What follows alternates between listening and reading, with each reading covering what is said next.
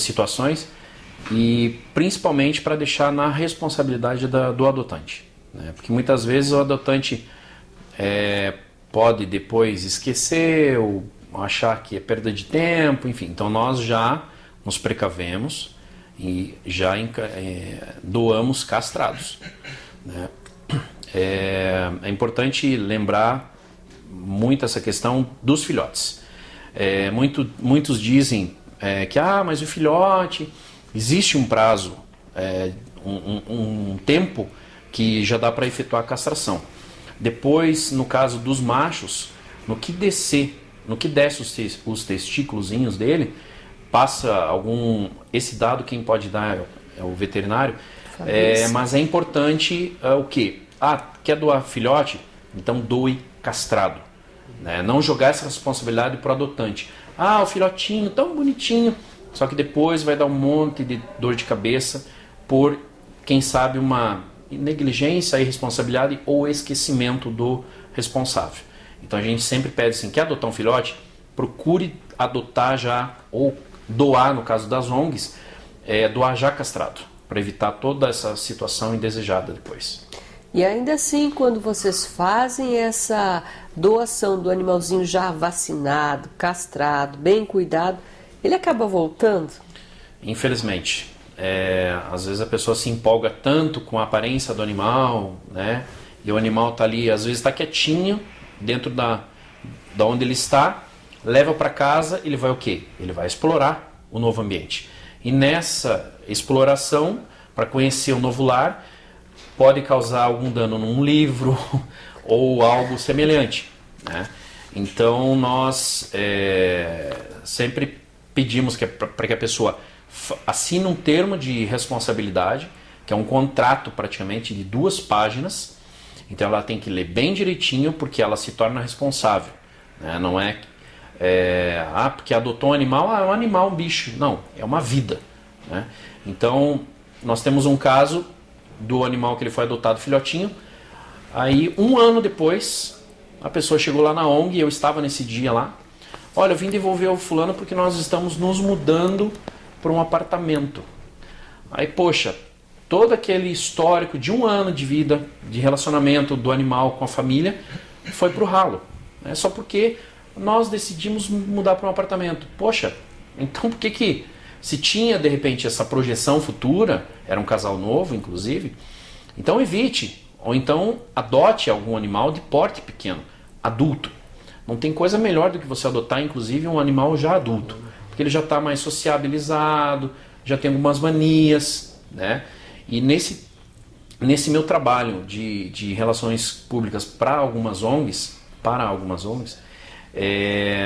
nós estamos assim vislumbrando futuramente, através de parceria com empresas, obviamente, fechar parcerias com adestradores, né? Isso vai ser fantástico, porque tendo essa condição do adestramento, a pessoa leva o cão, né?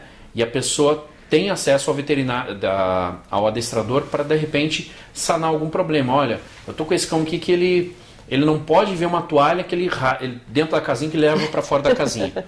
Então a gente acionaria esse parceiro que já está em negociação, né? Para que esse adestrador vá lá e tente resolver o problema. Tente não, ele vai resolver o problema, né? Para evitar as devoluções automaticamente. Vai lá o cachorrinho muito feliz, acha que está agradando, puxa a peça de roupa do dono lá do varal, arrasta, suja, brinca e acha que fez bonito. A hora que chega em casa o dono é aquele esparrama, né? É interessante ressaltar essa responsabilidade, né, do adotante ali para com esse animal. Eu tenho um caso de um casal de amigos que confronta exatamente com a história que você contou. Mas eles atualmente moram no apartamento e eles queriam um cão. Até iam comprar, estavam cotando, né, que raça que iam ter. Resolveram que adotaram em uma feira lá um animalzinho que estava lá mais acuadinho. Logicamente, esse animal pode ter tido alguns traumas no passado e que vão ser refletidos naquele convívio, ainda mais num novo ambiente, né, com novas pessoas. Então, realmente, as pessoas têm que estar disponíveis para ajudar naquele primeiro momento. Não é colocar o animal dentro de casa que ele vai saber aonde fazer o xixi, onde saber fazer o cocô.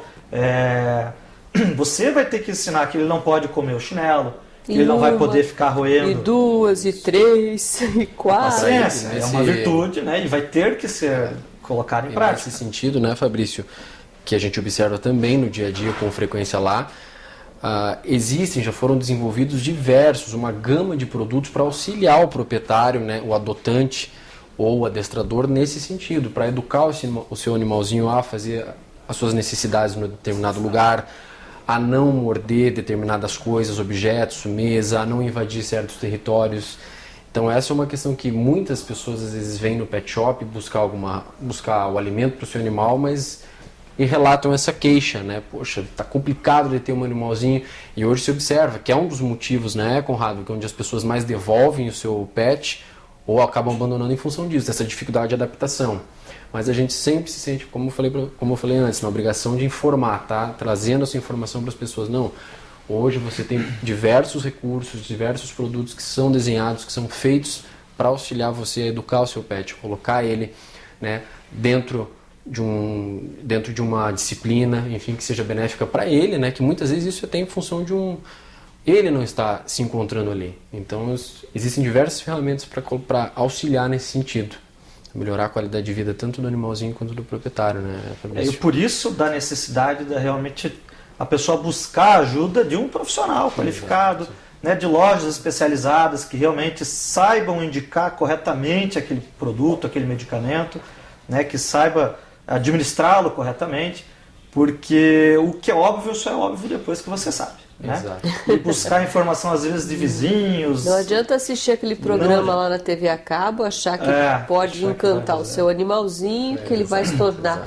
né, vai sair dando voltinhas ali de um dia para o outro, que não funciona na prática. E não adianta empurrar o problema, você vai ter que resolvê-lo, né? Hoje a indústria veterinária está muito desenvolvida. Realmente, como o caso que eu citei, a gente conseguiu passo a passo ir eliminando aqueles traumazinhos. Hoje esse cão já corre, tem 3 meses de idade, já anda solto, sem guia ali, obedece totalmente ao proprietário, faz as necessidades dele no tapetinho higiênico ali, apesar de um local bem pequeno, né? Tá aprendendo ainda a deixar as travessuras, né, de roer uma coisinha aqui, outra ali, mas, né, como a gente já falou, existe alguns métodos para você trabalhar, desde calmantes naturais, brinquedos que estimulam a criatividade e a atenção desse animal, né? Petiscos que também trazem componentes aí para ajudar na nutrição e acalmando esse animal, deixando ele se equilibrar melhor com aquele meio, né? O animal ele quer ser o seu melhor amigo, ele quer fazer de tudo para te agradar, mas você tem que tentar estabelecer uma melhor comunicação com ele. E quando essa química funciona é tão bom, né? A gente vê aí esses cães acompanhantes de deficientes visuais, você vê aí os cavalos sendo usados em terapias para as crianças com síndromes, vem visitas de hospitais, é uma coisa tão bonita de ver o bichinho de estimação sendo usado de uma forma consciente, que bem quisto, né? Inclusive, tem um projeto aqui em Curitiba de cães que visitam crianças e enfermos, e tem um caso muito interessante que até esteve presente numa caminhada que nós realizamos e que foi resgatado de maus tratos. E no fim era um cão de raça, enorme de um cão de raça. Então ele foi adotado, né, e hoje é um cão maravilhoso para esse tipo de trabalho. E só para acrescentar, finalizar essa questão de cães, muito importante, você vai adotar um cão, vou sedá-lo para ele ficar mais calmo. De repente a pessoa pode imaginar isso. Não, sai, faz uma caminhada com o cão, dá exercício para esse animal, vai gastar a energia dele, porque não é porque ele é castrado que ele vai ficar lá bonachão, né? Que a libido dele diminui, ele vai ficar... Não, sai passear com esse cão, cansa, porque às vezes, se a pessoa adota um cão sem raça definida, vai que das cruzas das quais ele originou, era de um labrador, por exemplo, que é um cão super ativo. Então é importante ter essa responsabilidade de sair com o animal, passear, fazer uma caminhada no meio do mato, enfim, pela cidade mesmo. Pega uma bicicleta, vai e leva o cão para gastar essa energia. Isso vai ser bom até para o proprietário, inclusive, do cachorro, né? Também. Exatamente, às vezes a pessoa muda toda uma rotina, né? Claro. Para melhor Com por causa certeza. do animal de estimação. A gente vê na internet algumas fotos, aliás, isso é bacana, de pessoas que têm o seu animal muito parecido, né, com o que ela é mesmo, com as características. O ideal é isso mesmo, é que a pessoa encontre um animal com a melhor característica possível para que role essa química, então. Também, né? E o animal acaba também absorvendo muito do jeito da pessoa. Então, os horários até, se a pessoa trabalha o dia inteiro e chega à noite, certamente ele vai adaptar aquele horário de vida dele para a noite ele estar extremamente acordado, porque é a hora que você vai estar lá. Então, aí o animal vai estar realmente agitado. Aí, em alguns casos, a gente até escuta muita gente, mas existe um produto que eu acabo, porque quando eu chego ele fica desesperado. Mas é porque ele ficou sozinho o dia inteiro. E agora é a hora que ele te viu e ele quer a sua atenção e quer interagir contigo. Né? Então, realmente, essa parte de você dar uma atenção para ele, realmente fazer um programa que os dois interajam, né?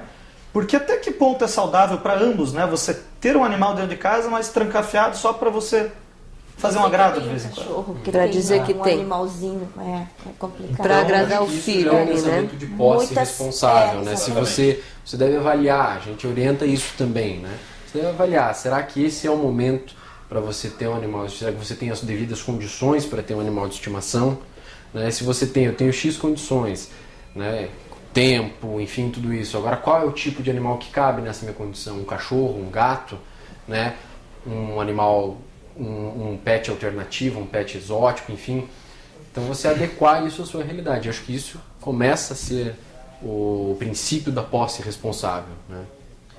Até os animais mais exóticos. Que tipo de animais exóticos hoje são vendidos como bichinhos de estimação, Mozia? Hoje tem diversas espécies que vêm sendo trabalhadas, né? São os pequenos carnívoros, os ferrets vêm sendo utilizados também, lagartos, tem cobras, aranhas, como a gente comentou antes, né? Tem muitos. Isso é um mercado que vem sendo... Esse bichinho eu não gostaria de ter.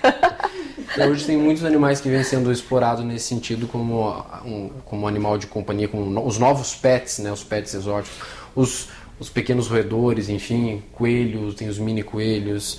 Tem hoje, né, um mercado que vem se especializando também cada vez mais nisso, como os pets exóticos, né, diferenciados. Chinchila, exato, os roedores em geral, chinchila, Os porquinhos. porquinhos, exato. Tem bastante, mas para tudo isso você deve realmente buscar uma orientação muito precisa. Sempre procure saber o que envolve a realidade desse pet, o que ele precisa, qual é a alimentação que ele vai precisar, qual é o tipo de comportamento desse animal, enfim, procure sempre uma orientação de um profissional qualificado, de uma empresa qualificada.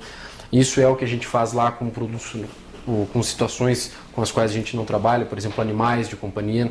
Nós não trabalhamos com animais de companhia, não vendemos, mas sempre quando pessoas vêm lá querendo alguma informação, a gente sempre procura orientar dessa forma, né? Procure realmente quem é qualificado nesse assunto para orientar, para ver se isso vai valer a pena para você. Isso que o Mozart falou é muito importante, porque na farmácia de bicho a gente escuta uma série de reclamações ou apresentações de doenças até então, oriundas do estresse. Aí a gente escuta do proprietário, né? Meu cachorro está estressado, ele não tem conta para pagar, ele fica em casa só esperando. É aí que está o negócio. Né? O animal está em casa sem ter o que fazer, né? Só que naquele local, sem nenhuma atividade, sem nenhum entretenimento. Isso acaba refletindo, né, em problemas de pele. O animal, tem animais que chegam a se automutilar. Né? Cansei de receber cães que começam a se lamber. O primeiro sinal de estresse é a lambedura, principalmente interdigital das patas. O animal começa a lamber. Exato. Aquilo forma microlesões. E com aquela umidade da saliva, as bactérias e fungos ficam malucas. Aquilo coça mais ainda. Aí o animal lambe mais. Lambe. Tem animais que a gente vê que as patas são animais de pelagem mais clarinhas, ficam as patas marrons, assim, de tanto que lambem. Aí tem a saliva com ação do oxigênio que causa aquela coloração. Ali é um sinal nítido de estresse. E aí o proprietário não consegue diagnosticar, acha bonitinho, ele fica lambendo a pata. Gente, aquilo ali é o início de tudo. Porque esse animal